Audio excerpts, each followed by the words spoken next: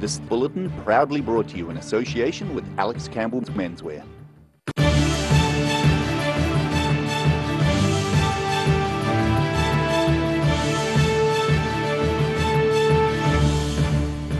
Tonight on The South Today, Brent Bacon's family say they continue to feel pain after his murder 2 years ago. Over 1,000 school pupils get a taste of sport. And Queenstown hurlers retain their title after a match against Canterbury.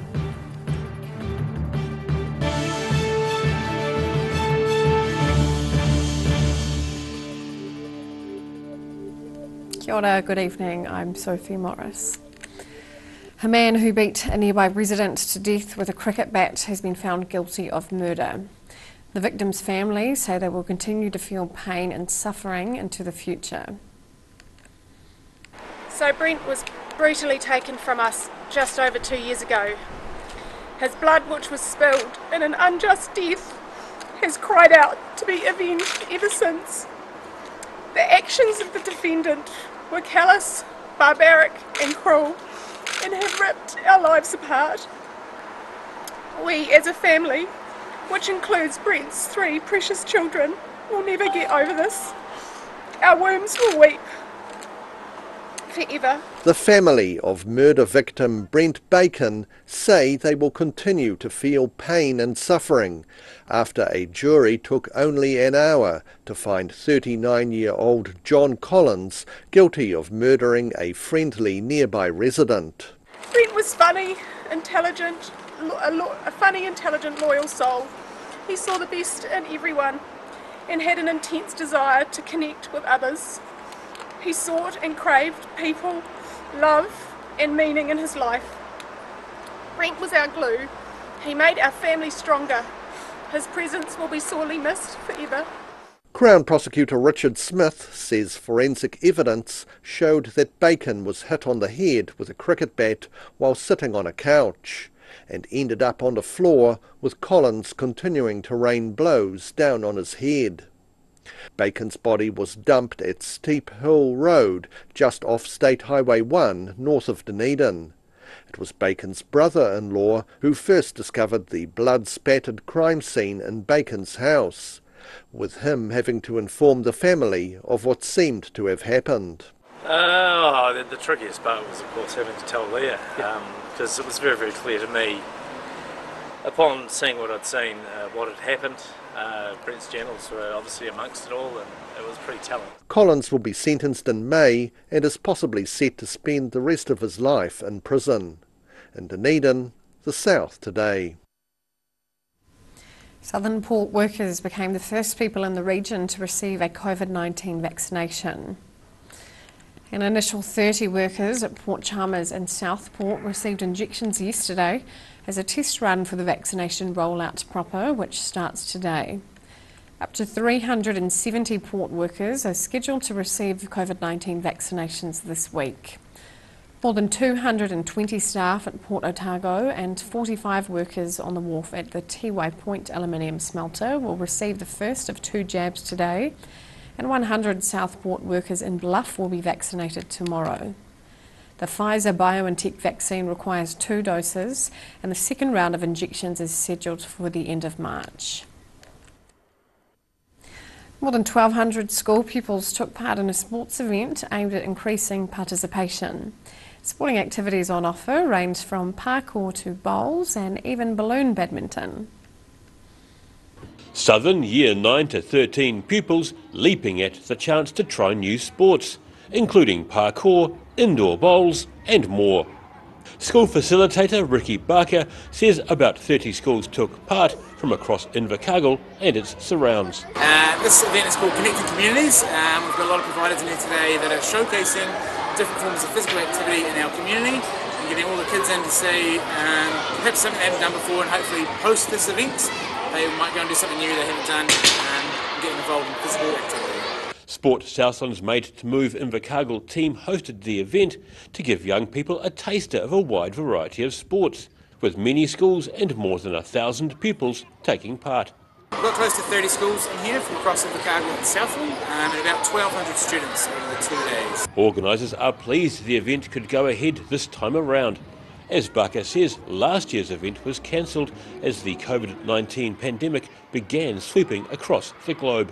Absolutely, and last week obviously we had a bit of a scare around moving to level 2, which would have meant it was cancelled, but thankfully that's been cleared. We've had a really cool 2 days, great feedback from teachers, from schools, from students, from providers. Yeah, we're stoked to be able to all on. The Connected Communities event went ahead in the last week of February, before the country went into level 2 COVID-19 restrictions, which limit gathering sizes and have cancelled many events across the nation. In Invercargill, the South Today. More than 300 homes could be built on what is currently Forbury Racetrack in South Dunedin. That's according to property developer Tom Richardson, who believes about 360 homes can fit on the 12-hectare site. Forbury Park Trotting Club is soon to abandon this site, which is currently zoned for recreation, with a rateable value of almost $9 million. It's been suggested the land could become a co-housing village with warm, low-maintenance, affordable housing with green space, similar to a community at the top of High Street. The third hurling match between Queenstown and Canterbury was held on the Defenders' home turf at the Queenstown Recreational Grounds. Recreating a game that is about 3,000 years old, the annual match raises around $1,000 for charity.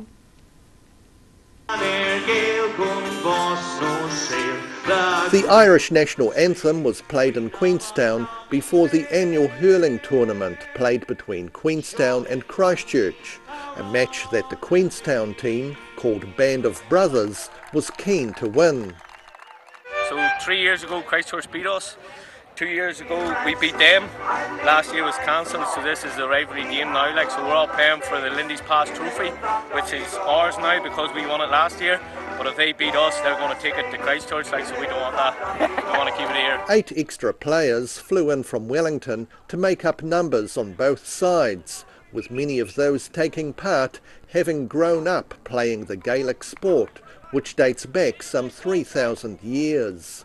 I grew up playing it as a kid, my granddad played it, they all played it, so it's all complete. Everybody on the field today, both teams have all played it, grew up in Ireland playing it, so it's going to be a great game to watch. And while some of the players might not have grown up in New Zealand, they're keen to use the event as a fundraiser for their newly adopted community. Every year we do this, every bit of money goes towards them.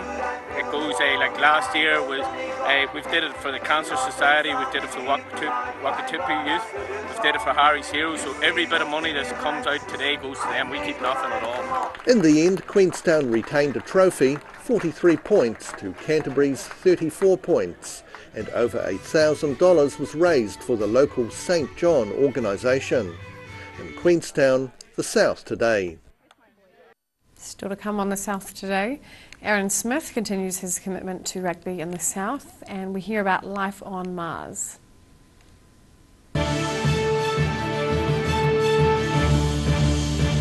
All new episodes of Put Some Colour in Your Life are now screening on Channel 39. Take a look at Australian artists and the techniques they use in their studio. Put Some Colour in Your Life, Tuesdays, 7:30. Hi, it's Lindsay here from Alex Campbell Menswear. Our 3 stores have got a deal for you. We're going hard, we're going early, so we've gone hard on the prices, 50% off, a great selection. Shorts, look at all these shorts. T-shirts, they're all half price. Check out all those tees along there. What about all these ones down here? Also at a great saving, 50% off. We're going hard, we're going early. Polo shirts, short sleeve shirts, there's such a variety. Alex Campbell Menswear, it fits. It's the Alex Campbell Menswear. Go hard, go early, summer sale. Don't miss this one. Ah, TV, our favourite babysitter. But it can be tough keeping up with what our tamariki are watching. Luckily, the Broadcasting Standards Authority has made some smart changes to the classification labels. Ooh! Plus changes to the time of day certain rated shows will air, and awesome new parental lock features, meaning your babysitter's job is safe. Find out more at safeviewing.co.nz.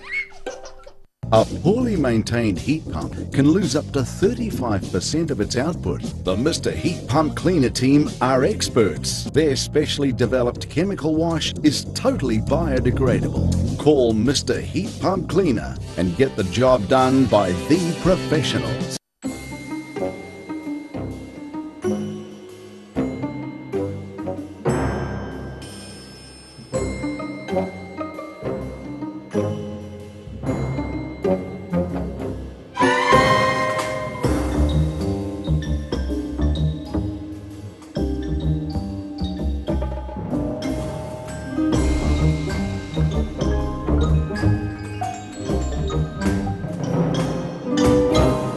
If you're at risk of developing melanoma skin cancer, you owe it to yourself to have a mole map. Mole map is coming to your area. Phone today to make an appointment. It could save your life.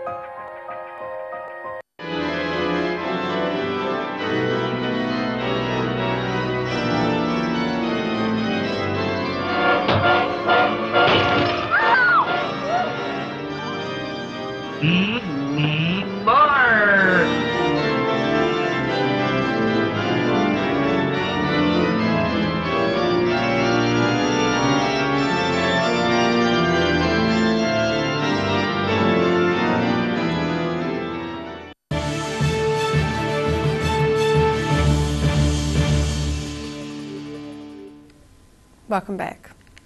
All Blacks and Highlanders halfback Aaron Smith has signed a new contract with New Zealand Rugby, which will see him stay in New Zealand through until 2023. 32-year-old Smith played his 151st game for the Highlanders on the weekend and is the most capped All Black halfback of all time, having played 97 tests. Smith says his commitment to the Highlanders also reflected his affinity with the team's home base, saying Dunedin has been good to him, and says committing to the Highlanders for another few years is a way of saying thanks to the region.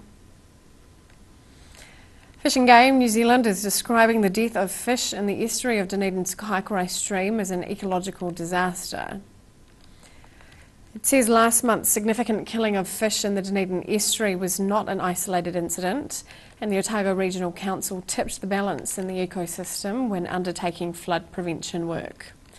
It says that the opening of the stream mouth resulted in an overheated and low oxygen environment, which looks to have caused the demise of thousands of fish.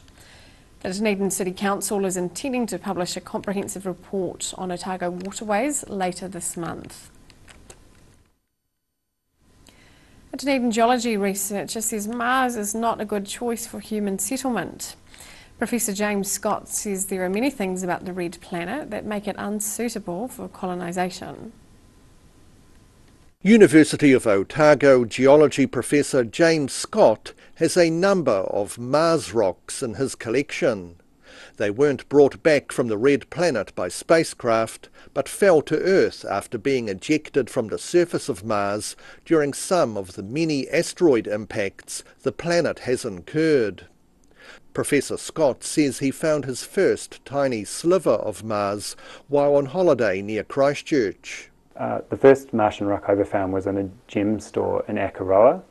It was a complete surprise. I'd gone into the store and there was a little cabinet there that said meteorites, and I thought, oh, it can't be. And there was a little box in there that said fragment of Mars.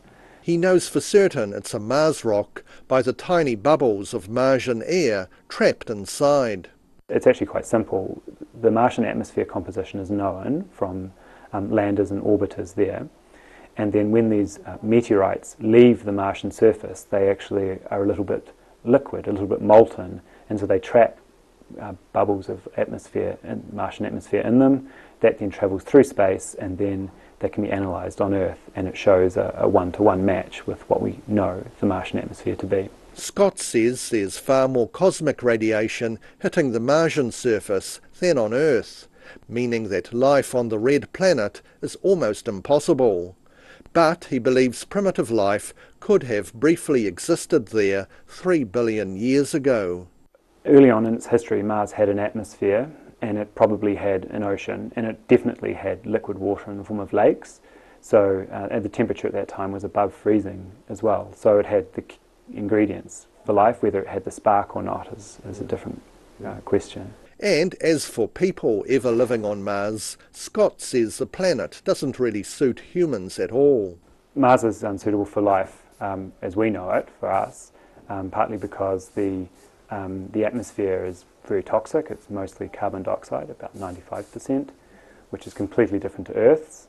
The temperature is extremely cold. The average temperature is about minus 63 degrees Celsius, and there's a huge daytime range, getting down to almost minus 100 degrees.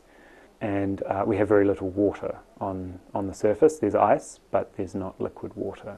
And the other thing is that the gravity on Mars is much weaker than it is on Earth, and so for humans we've adapted to Earth's gravity, we're now experiencing Mars would be much, the gravity would be much weaker, and as a result we'd have to do considerable exercise to sort of maintain our body mass.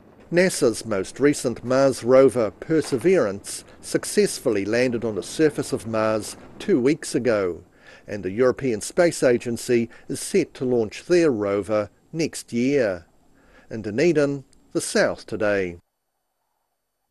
After the break on the South Today, Alert Level 2 is causing uncertainty for events in the South, and we check out the weather.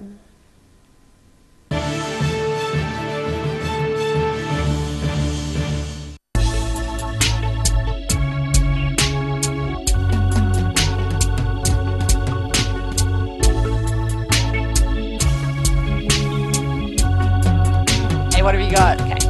Chicks World, party time, excellent. Love it.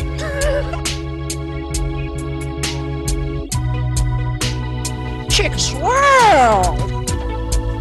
Chicks World. Hi, it's Lindsay here from Alex Campbell Menswear. Our 3 stores have got a deal for you. We're going hard, we're going early, so we've gone hard on the prices, 50% off, a great selection. Shorts, look at all these shorts. T-shirts, they're all half price. Check out all those tees along there. What about all these ones down here? Also at a great saving, 50% off. We're going hard, we're going early. Polo shirts, short sleeve shirts, there's such a variety.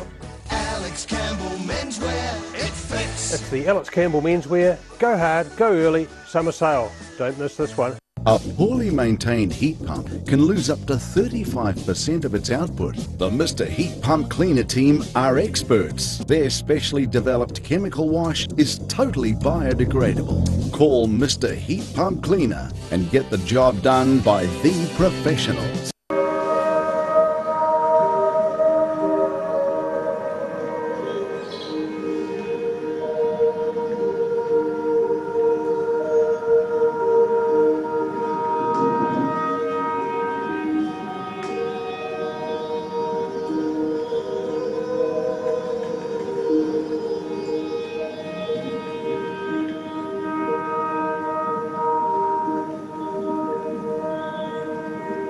If you're at risk of developing melanoma skin cancer, you owe it to yourself to have a mole map. Mole map is coming to your area. Phone today to make an appointment. It could save your life.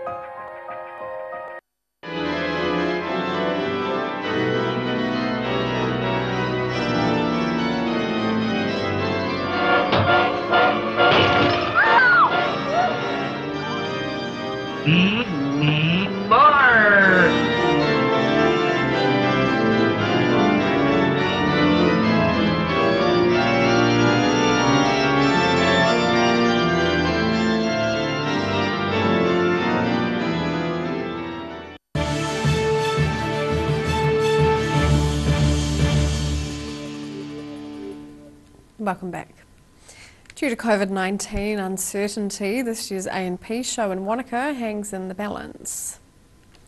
Organisers are meeting this evening to decide whether to proceed this year, with the show's board saying it remains hopeful the event will go ahead.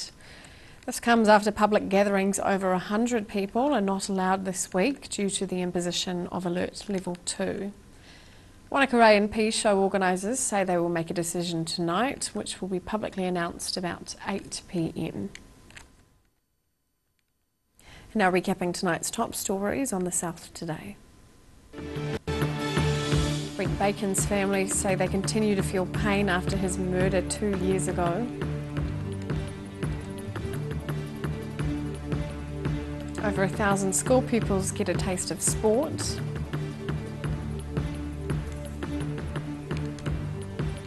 And Queenstown hurlers retain their title after a match against Canterbury.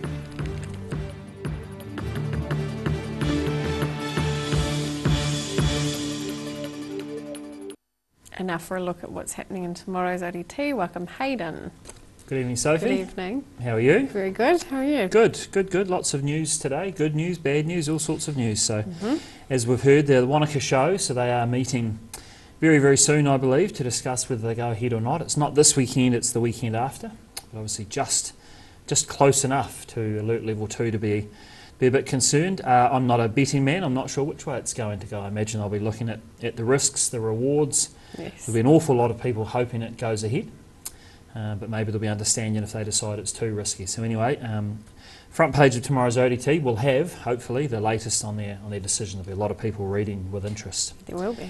And also COVID related, so we're looking into the overall issue of Aucklanders leaving the city and coming to Dunedin and other parts of the south. I think we're talking to Dr. Michael Baker around his thoughts. Obviously a couple of semi-frights. There was the one in Queenstown Airport where somebody was taken away with COVID-like symptoms. So just a general look at the theory around people leaving Auckland under level 3, and they've been asked, of course, to pretend they're still in level 3 in the south, but does everybody follow those rules? So very, very topical. And a lovely yarn about three generations of I think a South Otago family involved in the law. Daughter studying law, mother studying law, and a grandfather who has been involved in the law and I think has gone back to study his masters or something. Okay. So really lovely story and photo of that family. It's quite nice. Great.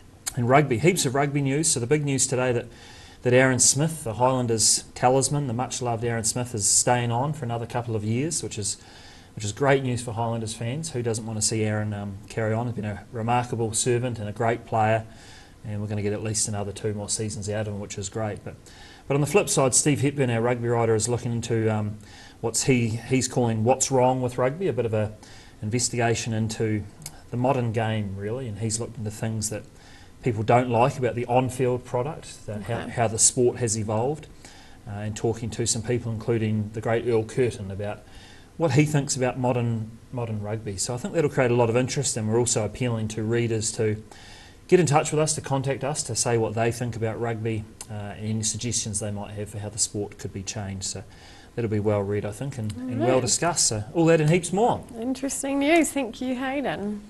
And now for a look at the weather.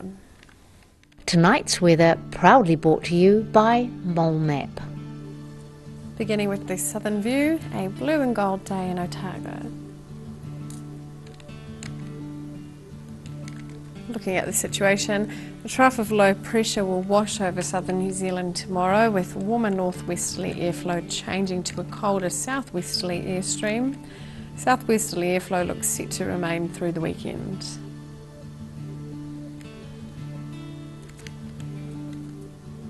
Sailing at the northwest of the South Island, rain for the area with 19 degrees in Greymouth and 18 in Westport.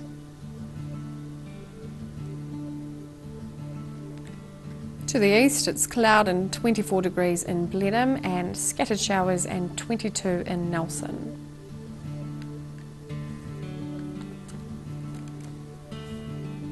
Down to Canterbury, partial cloud with 23 degrees in Kaikoura and 25 in Christchurch and Ashburton.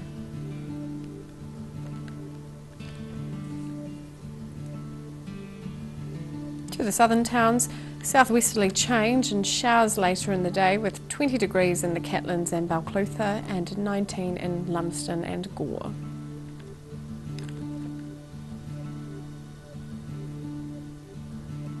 To central, fresh westerlies and some cloud with 20 degrees in Wanaka, 19 in Queenstown and 21 in Alexandra.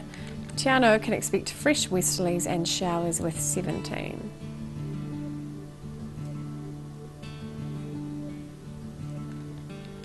To the northern towns, moderate northwesterlies and some cloud with 26 in Timaru, 25 in Oamaru and 20 degrees inland in Twizel and Omarama.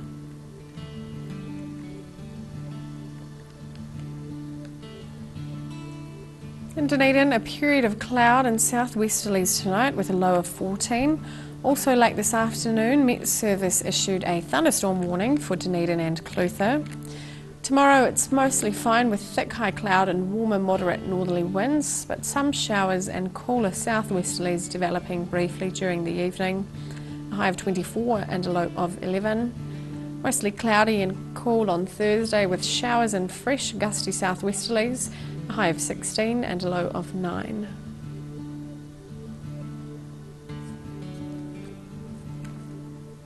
And in Invercargill, cloud increasing and northerlies freshening tonight with a low of 14. Cloudy tomorrow with some rain and fresh northerly winds at first, but cooler southwesterlies and showers developing during the afternoon. A high of 19 and a low of 11. Frequent showers and fresh to strong cold southwesterlies on Thursday. A high of 15 and a low of 9. That's all for our news this Tuesday. For the latest news from the southern region, head online to odt.co.nz and follow Channel 39 on Facebook and YouTube. Thanks for joining us. Ka kite anō.